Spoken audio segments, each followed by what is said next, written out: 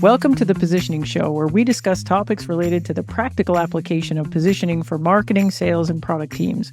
I'm April Dunford, a consultant, author, and the world's leading expert on positioning for B2B technology companies. Hey, everybody. Welcome to another edition of the Positioning Show with me, April Dunford. Today, I want to cover a question that I get asked a lot, like a lot. I would say maybe this is the question right now that I get asked the most. Aside from the question, what is positioning? The question I get asked the most is this question: what do we do if our product has no differentiation? So in my methodology, we start by looking at what are the competitive alternatives? What have we got that's different from the alternatives? And then how does those differentiated capabilities get translated over into value? And then some people will come to me and say, well, you know what? We got a product and it's got no differentiation. So what do we do? So I want to tackle that. And I want to kind of break it apart into two pieces because some of what I'm going to say might be surprising to you. So I think that if we have this situation, one of two things is true. So either we truly have no differentiation and we have a product that's just like everything else on the market. There's all kinds of other alternatives that a customer could pick, and those alternatives do the same thing we do. We got nothing special. There's no differentiation at all about our product, about our company, pricing, things we wrap around the product. There's nothing. We have nothing. It's all the same. Or the second option is we do have some differentiation, but for whatever reason, the team or parts of the team does not recognize that differentiation. So let's tackle the first one first. So the first one is we have no differentiation. What is life like when we have a product like this? It's terrible. The product is a failure, essentially. Sales is terrible. We're not selling anything. We barely make it on a short list. When we do, we don't get selected. Revenue's a disaster. There's no growth. There are big problems with the entire business. And if this is the case, positioning isn't going to solve this problem. Like, positioning isn't something like a Band-Aid that we just slap onto a product that's no good. And we just, invent some value or make up some value and then go run at that. In my experience, in a B2B technology company, that is simply not the way it works. Now, this could be true in other places, like I think you might be able to get away with launching fizzy water that has no differentiation, or bubblegum, or, a t-shirt that's just like everybody else's t-shirt. I don't know, because I don't sell those things. But in B2B technology, we don't get away with a product that isn't differentiated. And you know why? It's because the person that has to select this product has to go back and justify it to a whole crowd of people. They have to justify it to the economic buyer because they're writing them a check. They got to justify it to purchasing, legal, the end users. There's an absolute crowd of people, and the buyer is going to have to go back and make the case. And they can't simply go to this crowd of people and say, you know what, man, there were other things out there that were better, but I just like the vibes of this one. That's just not how it works. There's stakes here. Like, that person doesn't want to look dumb in front of their boss. That person doesn't want to get fired for making a poor choice. It's that person's job to make sure that they get something that's a good fit for the company. Now, that doesn't mean that they're perfectly rational in these choices. We know that they're not. And there's a lot of irrational choices that get made simply because the buyer does not want to get in trouble. And so if they can go to their boss and say, look, we're going to buy Salesforce because everybody else is using Salesforce, and that seems like the safe choice, that works. And in fact, for most incumbents or leaders in a market, being the leader in the market offers fantastic value. And that value is lowering the risk that the project will fail because everybody else is using them. So if you're not the leader in the market, you got to have something else that you're bringing to the table. And if there's nothing else there, then a little positioning tweak isn't going to help you. You're going to actually have to go back to the drawing board and figure out how to have a product and an overall offering that has some differentiation. Now, that doesn't necessarily have to be product features. It could be services you wrap around it. It could be the way you do pricing. It could be other things that you have going on in your company that makes that particular product valuable, even though the product all on its own might not be highly differentiated. I don't know what it is, but you're going to have to be able to help a customer answer the question, why this one over the other ones we could pick? So this is what we're going to have to do. If we truly have no differentiation, we're not selling much. We're definitely not growing. Everything is terrible. And we got to go back to the drawing board and figure out a product that actually works in the market, because the thing we have right now doesn't. That's it. Now, here's the other alternative. The other alternative is maybe you're wrong. Maybe you're wrong. Maybe the product is differentiated and the team or members on the team can actually see that differentiation. So I want to talk about that. Let's get to the bottom of that, because you would be surprised at how much I have seen this in the hundreds of companies that I've worked with now on positioning. I've seen this maybe a few dozen times where I go to work with a company and someone on the executive team will pull me aside and say, look, like, I know we're going to do this positioning thing, April, but the reality is our product is just like everybody else's product. There is nothing special here. We have zero differentiation. I don't know how you're going to squeeze out differentiated value here. And I'll tell you, I heard that once from a company that was doing 70 million revenue and growing 35% year on year. I heard it from another company that was doing 50 million revenue and growing at about 40% year on year. Like these things just don't match up. You know why? Because you're selling a lot of stuff. And not only that, you're growing. You know what that means? It means every day, a customer is looking at you and all their other choices, and they're picking you. And so if you think there's no differentiated value in a situation like that, the reality is there is differentiated value. You just don't know what it is. Now, I want to get down to the root causes of this, because I think there's a set of things. And in fact, I have identified 6 things that could potentially be the root cause of this. And I want to kind of work through every one of the 6 and just give you some ideas. And maybe you could recognize if this is going on inside your company. So the first one is what I would call just straight up value blindness. So there's value there, but for whatever reason, the team doesn't recognize it. And I've seen this one in particular, where it's the marketing team. Like, I hate to pick on you, marketing team, because, I come from there, but it's often the marketing team. And interestingly, it's the marketing team that doesn't get a lot of exposure to sales and to actual deals. And what happens is they start smoking their competitors' marketing a little bit, if you know what I mean. Like, they're looking at everybody else's marketing.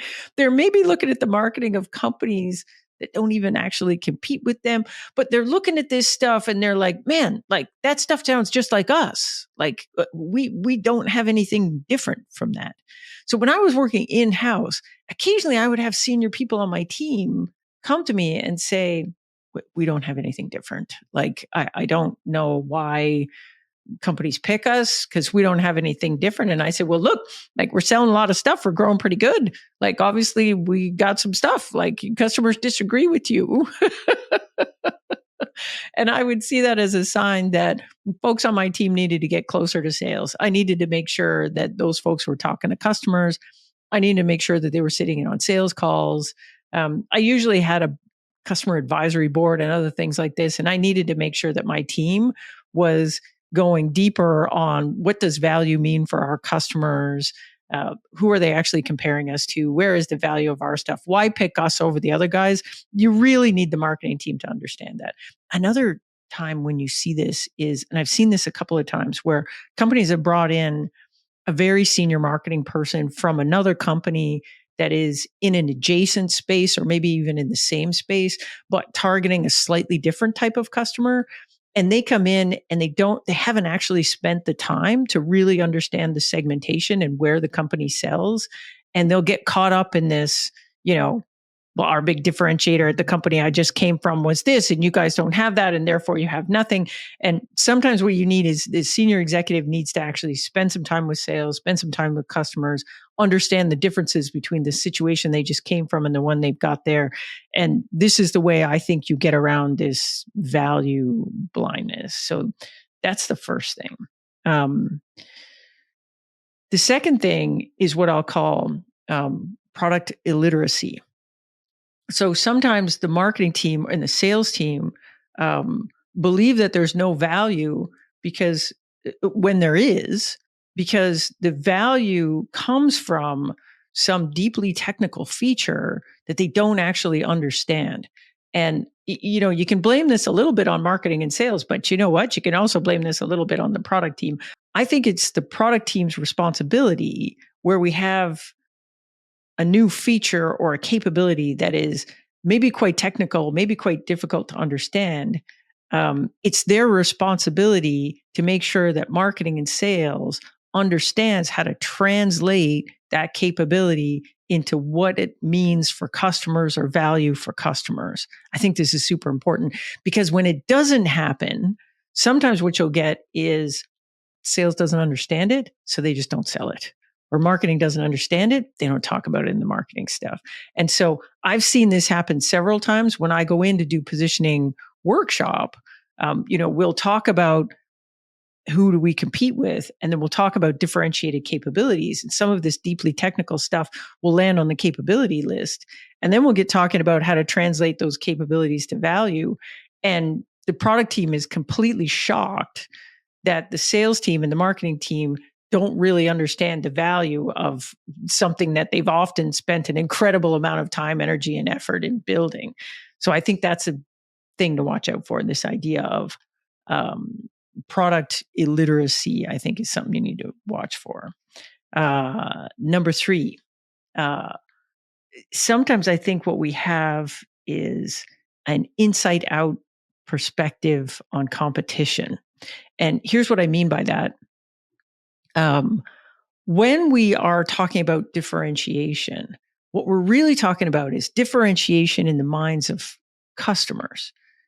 And so that differentiation has to be against the other alternatives that a customer would seriously consider. So if we don't understand the alternatives that a customer would seriously consider, sometimes we get into trouble. So this can happen where we have the product management team is perhaps looking at a super, super long list of competitors. Some of these competitors might be things they've just heard about or they've Googled and they've looked at the webpage and they said, hey, this just looks just like us. So we're going to put it on our competitor list and we're going to worry about them. But then when you walk over to sales and you find out, well, who actually ends up on a short list and who do we have to differentiate against, that competitor is nowhere to be seen. So in my mind, if the competitor is never taken seriously by a customer, meaning a customer never puts them on a short list, then we don't need to worry about our differentiation against them. And this happens a lot. Like you'd be surprised at how many times I get into a conversation with a company and we're working on their positioning and we start with this idea, well, like if you didn't exist, what would a customer do? And there's parts of the team that are listing all kinds of companies and sales will say, I don't know what you're talking about, man. Like we've never seen them in a deal. This is often the root of this. We don't have any differentiation problem because there's 3 guys in a basement somewhere that have built the world's most technically advanced thing and it does everything we do. And people inside the company are like, oh no, we don't have any differentiation against that. But often, they fail to sell. They have a thing. They're just talking about it on the website. It doesn't actually exist in real life. There's lots of reasons why you might never see them in a deal.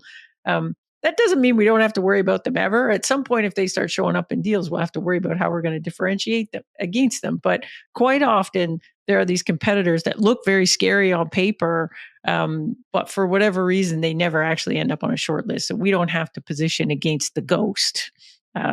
So that's something. Here's another thing. Sometimes companies will say, well, there's this company over here and it does this value. Like, it's really easy to onboard and get people to use this stuff. Um, and then we'll have this other company over here and they're not easy to onboard or whatever, but they deliver this other value where, they're really going to help you drive costs down. And so the company will say, well, we don't have any unique differentiation because this company does this one thing and this other company does this other thing. But then when we work through it in a positioning workshop, the differentiation is the fact that you're the only company that does both. So even if the individual components are not differentiating, the fact that you bring this together generally brings this great value for customers. And if there's a certain type of customer that wants both of those things together, then that is your differentiated value. You're the only one in the market that can do those things together. So there's something to think about. So this inside out perspective on competition, that's something to watch for. Here's another one. It's number 4. Number 4 is an obsession with losses and an absolute ignorance about wins. And some companies get really into this. They get really aggressive with this idea, like we should be winning every single deal that we're in. And if we're not winning a deal, that's a disaster. We will immediately go into like research mode and do this big loss analysis, be like, how could we have avoided this thing? Oh my gosh. And I think that's the wrong way to think about it, unless you are a extraordinarily large company that absolutely dominates your space. Most of the time, you're not trying to be everything to everybody. You're trying to sell to good fit customers. Sometimes what you get is, a deal will come in and everybody will get really excited about it. But then, it's a deal that if you looked at the company, we weren't a good fit for that deal. And eventually we lose the deal. And everybody's like, oh no, how did we lose the deal? But it wasn't a good fit for us in the first place. On the flip side, these same companies tend to kind of, wins. Who cares about wins? Like we're just supposed to be winning them all, aren't we? And I think that's the wrong way to look at it. I think it's actually super, super instructive to get really deep on your wins. I think the way to create more wins is to understand the wins that you have right now. I think there's a lot of reason to not pick you in the market. And if we can get really, really deep on what kind of company loves us, why do they pick us, who do they compare us against, what's value mean for that company, why do we win deals? The more we understand that, the better we're going to do, and the better we're going to understand our differentiation. And we can't figure that out from focusing purely on the losses. So I think we can learn a lot more from the wins than we can from the losses. So this loss obsession, win ignorance, is sometimes the root cause of this idea that we don't have any differentiation. The next one, number 5, is what I call product pessimism.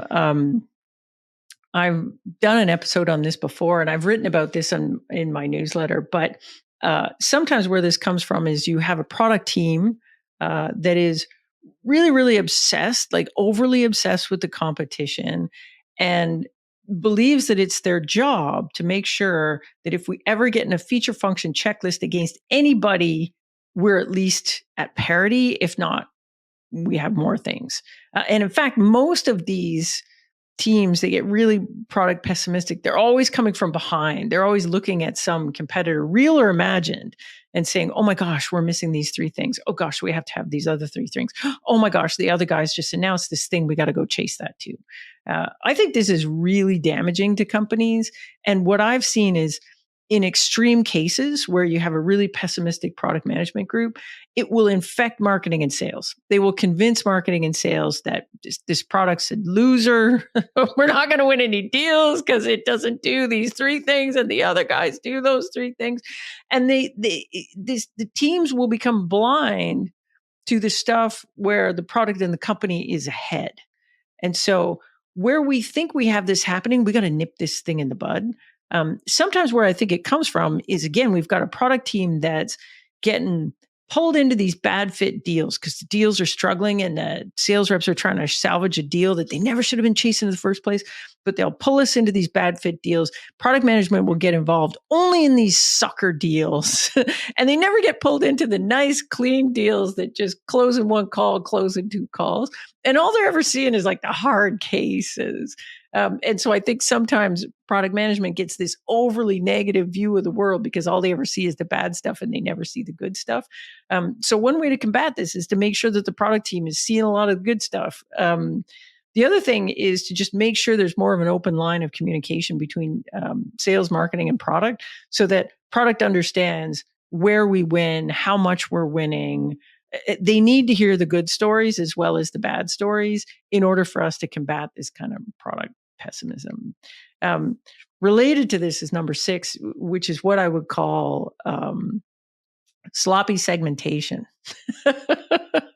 And sloppy segmentation is where we feel like we don't have any differentiation because we have defined our best fit customer as this swath of the market that is so absolutely wide that it's hard to actually see where our differentiation is because we're trying to be everything to everybody.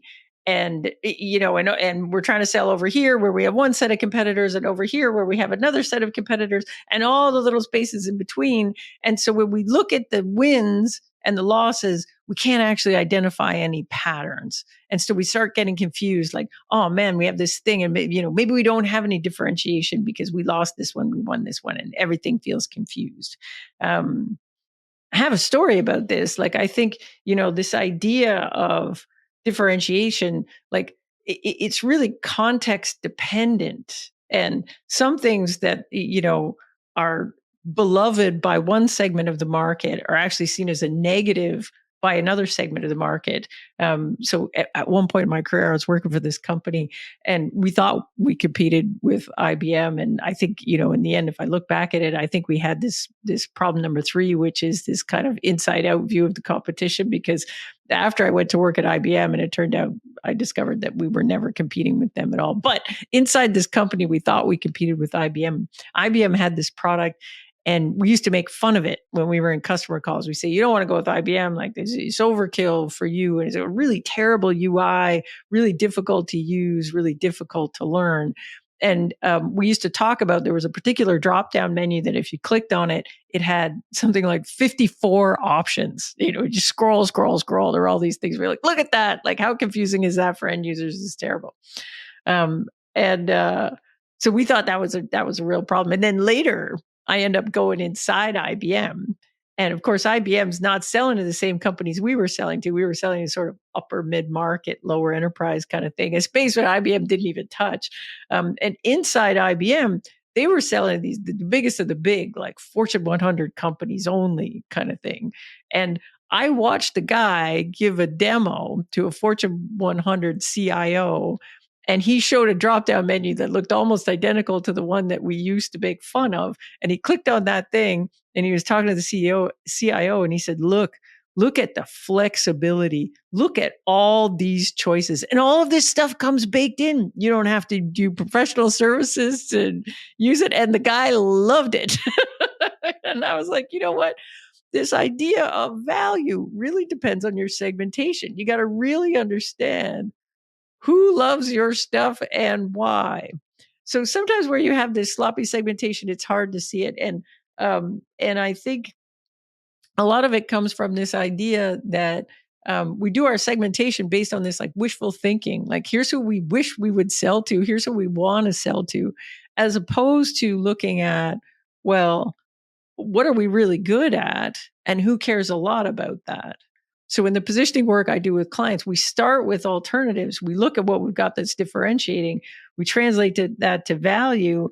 And then we're kind of asking ourselves the question, well, what is it about certain accounts that make them really, really care a lot about the value that you're only going to get from us? And I think that's a better way to do sort of a bottoms up segmentation and get at something that's a little tighter, a little more realistic. Now, in all of this, you might not like what you learn in that segmentation. So you might find that, yes, we do have differentiation, but the universe of people that care about that differentiation isn't big enough. And that's a completely separate problem. So you can tighten up your positioning and do a better job of selling to the segment of the market that really, really cares about your stuff. But at the end of the day, if the segment of the market that cares about your stuff is too small to meet your immediate revenue goals, now you got a problem. So it's not that you don't have differentiation, you do. It's that you don't meet the needs of a market big enough to actually hit your revenue target. Now, a lot of the times that's okay because you're building a product and what you have next year is going to look very different from what you have today. And so it's okay if you're only serving a small market now, as long as your roadmap gets you to a place where you're differentiated for a much bigger market, then you're going to survive and you're going to grow and all that stuff is going to be good. But you need to be a little bit conscious of this. And that's it.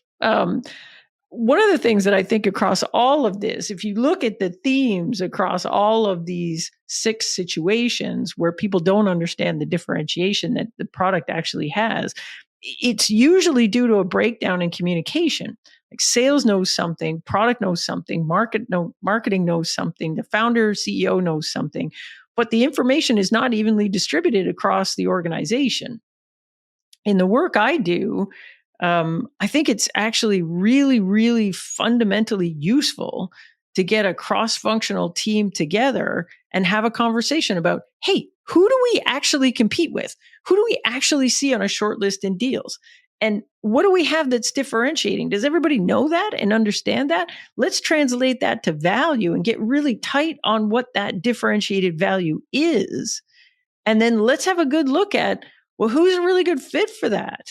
And get tight on that definition of that segmentation. I think the exercise of bringing everybody together and doing a positioning exercise goes a long way to help the whole team understand, here's where our differentiation is, here's why it's valuable to this kind of customer, and then we all can go out to market singing the same song and being aligned to the same positioning. Anyways, that's it for this week. Thanks so much for showing up like you always do. I love it. I'll see you again in a couple of weeks. Thanks.